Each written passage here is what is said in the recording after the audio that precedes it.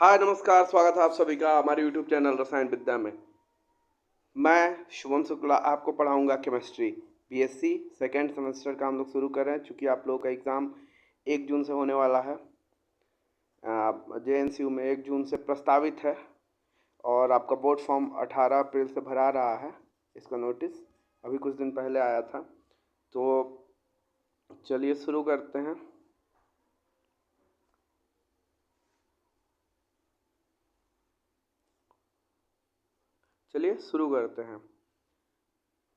तो हमारे लिए सबसे पहले सिलेबस है। सिलेबस में देख लेते हैं क्या क्या है। सिलेबस में केमिस्ट्री ऑफ कार्बोहाइड्रेट, ये हमारा सिलेबस है। Chemistry of carbohydrate, classification of carbohydrate, reducing and not reducing sugar, general property of glucose. आप स्क्रीनशॉट चाहें तो ले सकते हैं सिलेबस का। आगे बढ़ते हैं, हम इंट्रोडक्शन की बात करते हैं। सबसे पहले बात करते हैं कार्बोहाइड्रेट होता क्या है।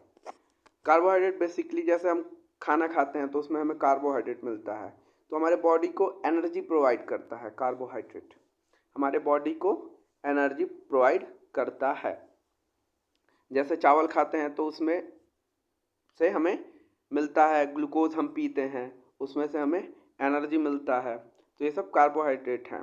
Carbohydrate are usually defined as optically active polyhydroxy aldehyde and ketones. तो ऑप्टिकली एक्टिव क्या होता है हम जानते हैं। जैसे कायरल कार्बन हो, उस पर ये अलग अलग हो, तो इसे ऑप्टिकली, ये प्लेन पोलराइज लाइट को रोटेट कर देता है, उसे ऑप्टिकली एक्टिव सब्सटेंस कहते हैं। आप स्टीरियो केमिस्ट्री में पढ़े होंगे और आगे भी हम अच्छे से इसको देखेंगे। तो optically active polyhydroxide, aldehyde and ketone. Aldehyde और कीटोन आप जानते हैं, वो जैसे ये हमारा आर ग्रुप लगा है, यहाँ भी आर ग्रुप लगा है और ये डबल बॉन्ड ओ, तो हमारा कीटोन हो जाता है। और एल्डिहाइड क्या होता है सर? एल्डिहाइड हमारा जैसे सी डबल बॉन्ड ओ, यहाँ कोई कार्बन ग्रुप और यहाँ पे एच, तो ये हमारा एल्डिहाइड हो जाता है।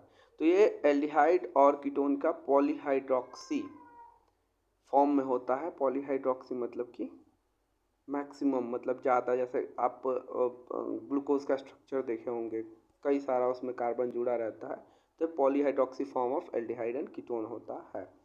नेक्स्ट बात करते हैं, the term carbohydrate arose because these compounds have interesting molecular formula. कौन सा मॉलिक्यूलर फार्मूला होता है? CnH2nM, CnH2oM, मतलब कुछ कार्बन होंगे, कुछ ये होंगे वाटर। तो इसे suggesting that carbon atom combines in some way with water molecule। जो कार्बन एटम है वो किसी ना किसी रूप में वाटर मॉलिक्यूल से कंबाइन है। Chemists name this compound as carbohydrate because of और हाइड्रेट ऑफ कार्बन। ये कार्बन का हाइड्रेट होता है, इसलिए इसको कार्बोहाइड्रेट कहा जाता है, because their usual molecular formula. यहाँ तक समझ में आ गया। आगे हम बात करते हैं क्लासिफिकेशन ऑफ कार्बोहाइड्रेट्स की। तो क्लासिफिकेशन ऑफ कार्बोहाइड्रेट्स की हम बात करें तो सबसे पहले होता है हमारा मोनोसैकेराइड्स।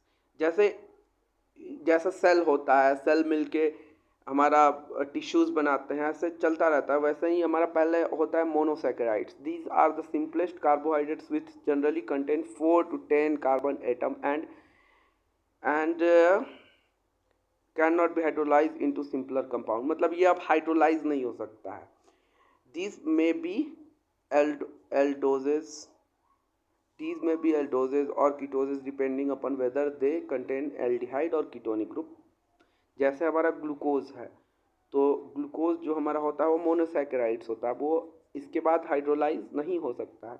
मैनोज और फ्रक्टोज ऐसे ही होता है, ग्लूकोज और फ्रक्टोज, मैनोज और फ्रक्टोज और ETC। और भी होते हैं, जैसे 4 कार्बन एटम के जो हों, 5 कार्बन एटम के हों। ऑलिगोसैकेराइड्स की बात करते हैं। ऑलिगोसैकेराइड जैसे सेल मिलके टिश्यूज बनाता है, वैसे ही मोनोसैकेराइड्स मिलके ऑलिगोसैकेराइड्स बनाते हैं। तो इसमें कार्बन डेट हाइड्रोलाइज 2 to 10, 2 से 10 मॉलिक्यूल्स ऑफ मोनोसैकेराइड्स अगर दे, जैसे मान लीजिए ऑलिगोसैकेराइड्स है, तो ये टूट के हमें छोटा दूसरा मोनोसैकेराइड्स दे रहा है 10 तक, 2 से 10 तक अगर दे, क्योंकि अगर एक ही देगा तो मोनोसैकेराइड्स होगा, तो कम से कम 2 और मैक्सिमम 10 तक अगर हमें मोनोसेकेराइड्स ये दे रहा है तो ये हमारा ओलिगोसेकेराइड्स होगा। चलिए नेक्स्ट बात करते हैं इसके एग्जाम्पल की। तो एग्जाम्पल में आप देख सकते हैं माल्टोज, लैक्टोज और सुक्रोज। ठीक है, अब बात करते हैं पॉलीसेकेराइड्स की। तो पॉलीसेकेराइड्स क्या होता है? पॉलीसेकेराइड्स होता है carbohydrate that yield to a large number of molecules more than 10 molecules. मतलब अगर 2 से 10 तक है तो वो ऑलिगोसेकेराइड्स होगा, लेकिन अगर 10 से अधिक है तो ये हमारा पॉलीसेकेराइड्स होगा। अगर कोई मॉलिक्यूल कार्बोहाइड्रेट टूट के 10 से अधिक दे रहा है मोनोसेकेराइड्स तो ये हमारा ऑलिगोसेकेराइड्स होगा। आर नोन एज पॉलीसेकेराइड्स होगा। The common example are starch, cellulose और ग्लाइकोजन। तो ये हमारा क्लासिफिकेशन ऑफ कार्बोहाइड्रेट हो गया। इसे हम और डिटेल्स में पढ़ेंगे और आगे हम पढ़ेंगे reducing and non reducing sugars. तो ये हम नेक्स्ट वीडियो में देखेंगे। और हमारे चैनल को सब्सक्राइब कर लीजिए, शेयर करिए, और जिस दिन हमारे 1000 सब्सक्राइबर हो जाएंगे उस दिन हम एक टेलीग्राम चैनल बनाएंगे, टेलीग्राम चैनल, और उस पर जितना नोट्स है सब हम प्रोवाइड करा देंगे आपको। धन्यवाद।